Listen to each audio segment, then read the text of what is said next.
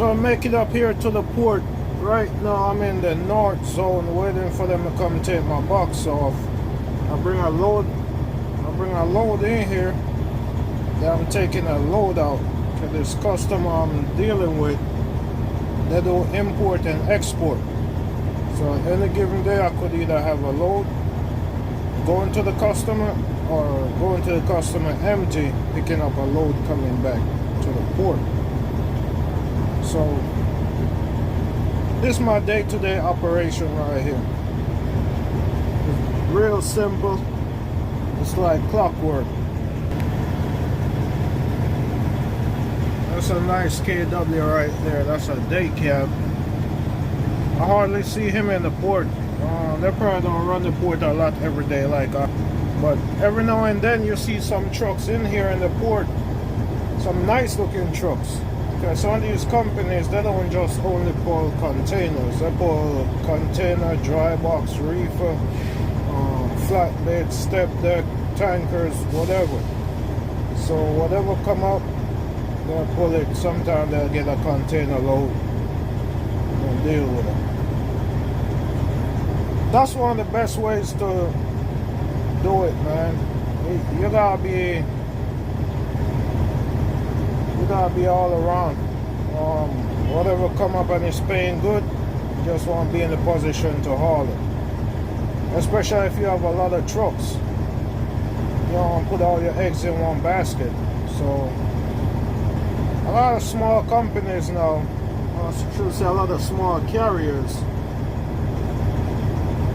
you're starting to see them doing a lot of other different type of freight. Yeah, but I'm here waiting for them to come take my box off. My next container don't pick up at the same zone. So once I take it off, I gotta go down to the south zone and I gotta get that container and then I head on up. It's the same chassis. It's the same size container. So I'll be using the same chassis for that one also. That's good on gas switch chassis. Cause right now it's like there's a shortage for the 40-foot chassis. Sometimes you get over there and you gotta go in line trying to get one. Sometimes you gotta wait for somebody to come in and drop one. Then you could go ahead and get it. And hopefully it's good. Or else you gotta wait again. But most of my loads are 20-foot chassis. So I don't have a problem finding a chassis, finding a 20-foot chassis. And almost every port area,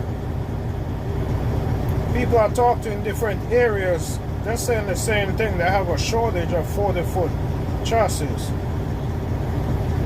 So I don't know what's going on, why there's a shortage of 40-foot chassis. But we in here, man. Just waiting for them to take the box off, then we could be on our way out of here. And whenever they come to take your box off, you gotta get out the truck. You gotta stand in that little booth right there while they take the box off. Same thing when they come to put the box on. And when they come to put it on, some of them will let you get out the booth once they put it down on the chassis. They'll let you get out and secure the two front pins to make sure they're secure before they leave. If they won't secure, they'll adjust the container, get it to secure. But for the most part, you gotta stay in the boat until they take the container off you. That's just one of them safety things over here at the port. A couple other things, you gotta wear your hard hat when you're in the stack. When time you get out the truck by the stack right here, you gotta wear your hard hat. When you're on the port, you always gotta keep your safety vest on. That's two of the biggest things on the port. And you don't want to get banned from the port for stuff like that. So you just do what you know you gotta do. That's not even a KW, that's a Freightliner.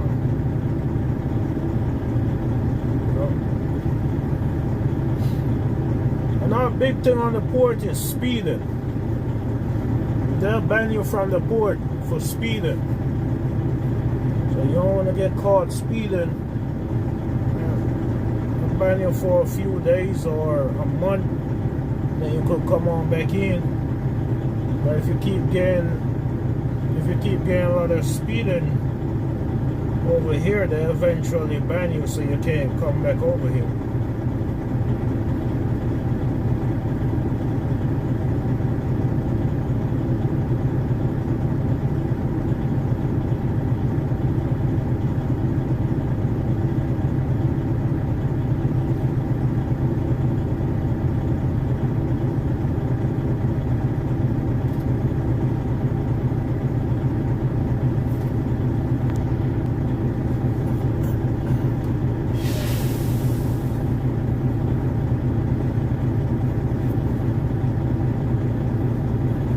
Normally what you do once you're back in, you just go ahead and undo your pins. A lot of these ports go in fully automated, so like these older zones, you still gotta come in and scan your TWIC card. But the newer zones, once you're back in, they just automatically by your RFID tag, they automatically know where you at, so you don't gotta scan your TWIC badge. Some guys undo their pins once they come in through the main gate. Some people wait till they come up here and back into the zone. I normally wait till I come up here and back into the zone, because when you undo your pins from the main gate and driving up here to the zone, if you don't be careful how you drive, you could drop that container.